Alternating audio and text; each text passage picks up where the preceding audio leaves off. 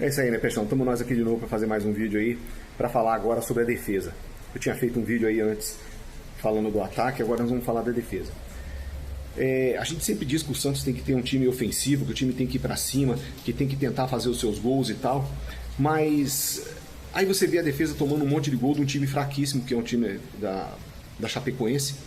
Um time que é totalmente defensivo, eu já tinha falado isso até no meu vídeo de pré-jogo, que era o time que ia vir para jogar por uma bola.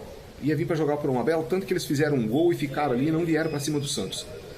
Mas o Santos, com toda a sua afobação, foi para cima do adversário daquela maneira que eu não gosto. Foi para cima do adversário, conseguiu empatar, conseguiu virar e olha, e depois ainda acabou tomando empate e ainda sofrendo mais 2 gols.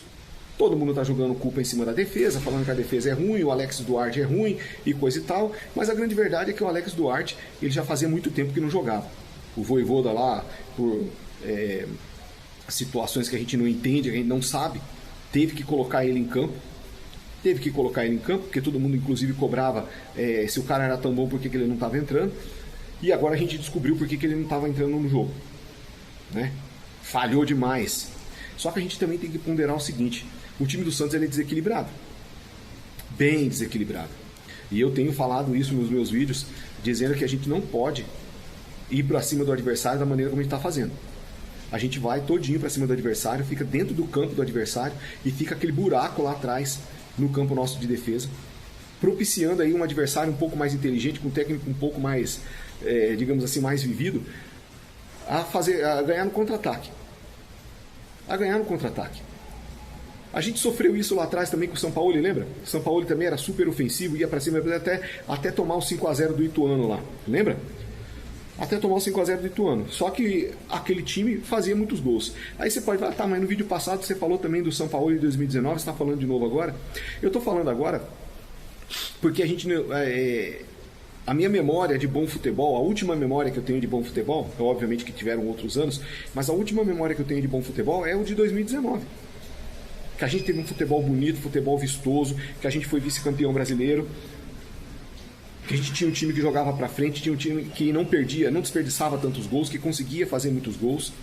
Às vezes sofria um pouco na defesa, mas a gente fazia muito.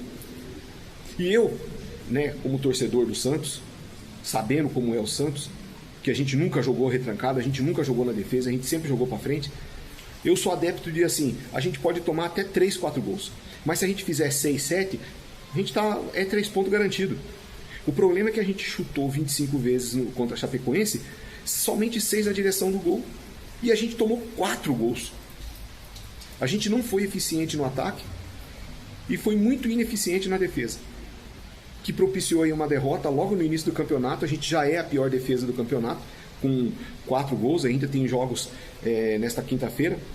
Estou gravando esse vídeo 6h30 da tarde, né, de quinta, né? Provavelmente você só vai ver esse vídeo na sexta-feira, mas a gente vai ter neste sábado um adversário que conseguiu ganhar do Flamengo no Morumbi. E olha que o Flamengo ganhou de 2-1. Será que a gente vai sofrer também? Aquela boiada que os outros times tiveram no começo do Campeonato Paulista contra o São Paulo, será que a gente vai ter dificuldade agora neste sábado? É bem provável que teremos. Então assim, o Vojvoda precisa rever essa situação de o time não estar sendo eficiente no ataque, está sendo muito deficiente na defesa e ter esse desequilíbrio, né? Porque isso é um desequilíbrio. Ele precisa rever isso.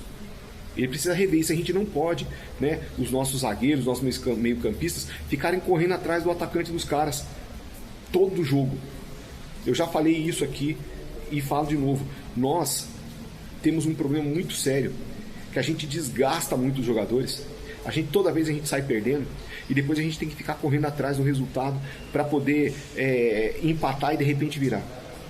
Agora é começo de campeonato, né? Todos o Paulista e o Brasileirão, mas quando chegar no meio do ano, quando chegar no meio dos torneios, a gente vai estar com os caras quebrados, tudo podre, porque os caras não aguentam toda vez ter que ficar correndo atrás do resultado. E isso é péssimo para a equipe, porque desgasta demais a equipe. Desgasta demais. A gente já tem um bando de jogador velho aí. Imagina esses caras desgastados.